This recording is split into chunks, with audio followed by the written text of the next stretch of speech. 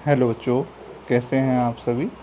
मैं आशा करता हूं कि आप सभी अच्छे होंगे और आपके जो बोर्ड एग्ज़ाम चल रहे हैं उनकी तैयारी आप अच्छे से कर रहे होंगे और वो जो एग्ज़ाम है आप उनको भी अच्छे से दे रहे होंगे।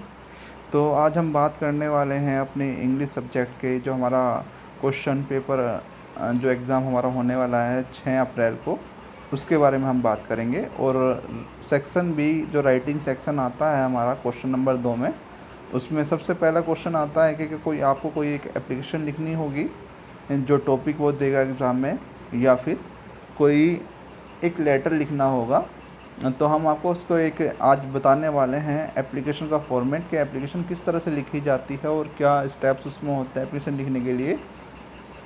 देखिए बच्चों, यदि आप चाहते हैं कि एग्ज़ामिनर आपको अच्छे नंबर दे, तो उसके लिए आपको आपकी जो कॉपी है वो बिल्कुल साफ़ सुथरी और अच्छे से लिखी होनी चाहिए। उसमें कोई कहीं कट ज़्यादा या कोई है ना, आपको ज़्यादा कटिंग नहीं करनी है और अच्छा साफ़ साफ़ आपको लिखना है, क्योंकि आपका जो इम्प्रेशन है आपकी कॉपी से ही पड़ेगा एग्ज़ामिनर पे, है ना। वो आपको कोई आपकी कोई चेहरा नहीं देख रहा कि आप कैसे दिखते हैं या आपको कितनी नॉलेज है। आपकी कॉपी ही एग्जामिनर को बताती है कि जो बच्चा कॉपी लिखने वाला स्टूडेंट है इसको कितनी नॉलेज है। तो आज मैं आपको एक एप्लीकेशन का फॉर्मेट बता रहा हूँ कि एप्लीकेशन किस तरह से लिखनी है। वो फॉर्मेट यदि आप ध्यान से समझेंगे तो कभी भी मैं मानता हूँ कि आप एप्लीकेशन लिखने में मिस्टेक नहीं करेंगे। तो एप्लीकेशन चाहे आपको प्रिंसिपल स्कूल में लिखनी हो या कहीं स्कूल से बाहर लिखनी हो, तो दोनों का ही फॉर्मेट ये है, दोनों का ही फॉर्मेट है। तो आज हम बताते हैं आपको एप्लीकेशन लिखने का फॉर्मेट। ध्यान से देखते चलिएगा। इसमें 7 पार्ट में मैंने इसको डिवाइड किया है, पार्ट ऑफ एन एप्लीकेशन। सबसे पहले आता है रिसीवर एड्रेस। रिसीवर्स एड्रेस कि जिस हम एप्लीकेशन किसको लिख रहे हैं। सपोज़ कीजिए हम एप्लीकेशन लिख रहे हैं प्रिंसिपल को, स्कूल में लिख रहे हैं, तो द प्रिंसिपल और जो स्कूल का नाम है वो नाम आ जाता है, ठीक है। फिर उसके बाद में क्या आ जाएगा, एड्रेस आ जाएगा जहाँ पे भी आपका स्कूल है। सपोज़ कीजिए कि एप्लीकेशन लिख रहे हैं आप किसको, डिस्ट्रिक्ट मजिस्ट्रेट को लिख रहे हैं, डीएम को लिख रहे हैं। कोई प्रॉब्लम है आपके एरिया की जिस पे आप क्या चाहते हैं, कोई कोई काम चाहते हैं डिस्ट्रिक्ट मजिस्ट्रेट से, उसको सॉल्यूशन चाहते हैं, तो आप क्या लिखेंगे, द मजिस्ट्रेट, और अपने डिस्ट्रिक्ट का नाम डाल देंगे और अपने स्टेट का नाम डाल देंगे, ठीक है। तो ये रिसीवर एड्रेस में आ जाता है। उसके बाद आती है फिर डेट आती है, किस डेट में आप एप्लीकेशन अपनी लिख रहे हैं, ठीक है। रिसीवर एड्रेस के जस्ट तुरंत बाद क्या आती है, डेट आती है। उसके 3 नंबर स्टेप पे आता है सब्जेक्ट, कि किस सब्जेक्ट में आप क्या कर रहे हैं, एप्लीकेशन को लिख रहे हैं, कि आपका जो प्रॉब्लम है मतलब वो क्या है। सपोज़ कीजिए आप एप्लीकेशन लिख रहे हैं फुल फ्रीक्वेंसी की, या फिर सब्जेक्ट चेंज की, या फिर क्या लाउड स्पीकर प्रॉब्लम की, डीएम को लिख रहे हैं, है ना। ये मोस्टली आती भी है एग्ज़ाम में कि write an application to the district magistrate in board exam loud speaker problem, ये एप्लीकेशन मोस्टली आती है। तो उसके बाद में क्या है, सब्जेक्ट आ गया। सब्जेक्ट के बाद में ये मतलब ये आपको लिखनी होती है कि आप सिक लीव की एप्लीकेशन लिख रहे हैं, या फिर आपको अर्जेंट पीस ऑफ वर्क की एप्लीकेशन लिखनी है लीव के लिए, है ना। तो ये सब्जेक्ट में आता है। उसके बाद आता है सैल्यूटेशन, कि आप सैल्यूटेशन में मतलब आता है जैसे आप किसको एप्लीकेशन लिख रहे हैं, मतलब या आप कोई एप्लीकेशन लिख रहे हैं, वो एप्लीकेशन को जो है, जो पर्सन है वो लेडीज़ है या फिर जेंट्स है। तो यदि लेडीज़ है तो रिस्पेक्टेड मैडम, जेंट्स है तो रिस्पेक्टेड सर, ये सैल्यूटेशन में आएगा। और रिस्पेक्टेड की स्पेलिंग आप अच्छे से याद कर लें, उसको मिस्टेक ना करें। उसके बाद आता है फिफ्थ स्टेप पे, 5वें स्टेप पे आता है हमारा body part of the application, के एप्लीकेशन की जो बॉडी होती है वो किस तरह से होती है। मैं मानता हूँ कि हमारे एप्लीकेशन की बॉडी 3 पार्ट में डिवाइड होनी चाहिए, है ना। बॉडी ऑफ द एप्लीकेशन के स्टार्टिंग की 2 लाइन में आपका इंट्रो आना चाहिए, आपका इंट्रोडक्शन कि आप कौन है ना। और आगे की 2 लाइनों में कि आपकी प्रॉब्लम क्या है, और उससे आगे की 2 लाइनों में आप क्या सोल्यूशन उनसे चाहते हैं जिनको आप एप्लीकेशन लिख रहे हैं। तो 6 लाइनों में आपकी एप्लीकेशन पूरी हो जाती है, चाहे कितनी बड़ी से बड़ी एप्लीकेशन हो। ज़्यादा से ज़्यादा 7 से 8 लाइनें। एप्लीकेशन जितनी छोटी होगी वो उतनी ही अच्छी होगी, उतनी ही इम्प्रेसिव होगी। उसके बाद में आ जाता है कॉम्प्लीमेंट्री क्लोज। आप उसको थैंक्स बोल देते हैं, जो भी आप उनके एक लाइन लिखना चाहते हैं वो लिख देते हैं कॉम्प्लीमेंट्री क्लोज में। उसके बाद में फिर आता है नेम ऑफ़ द राइटर, कि आप नेम ऑफ़ द राइटर कौन है, कि एप्लीकेशन जो लिखने वाला है वो कौन है।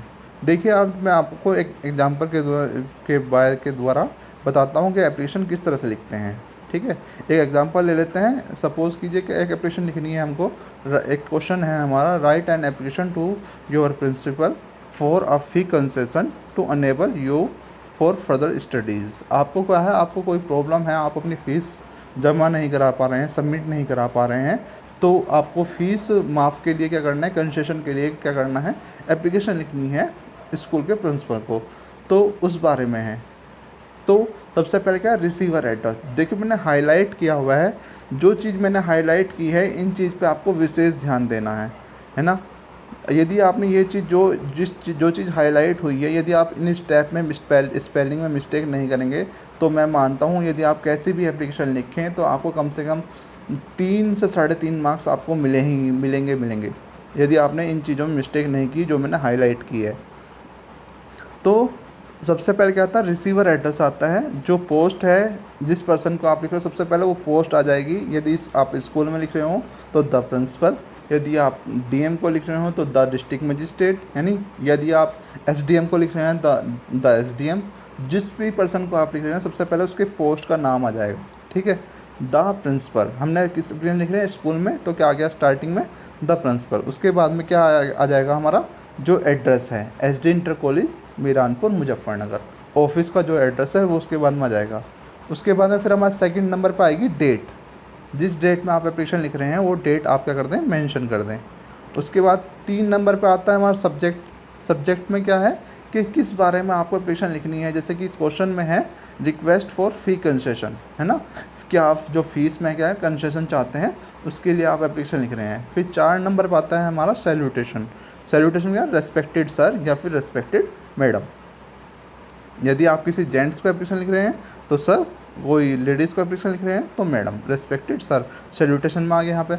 उसके बाद फिर मैंने बताया आपको जैसे क्या है कि हमारी जो बॉडी पार्ट ऑफ एप्लीकेशन है वो क्या है,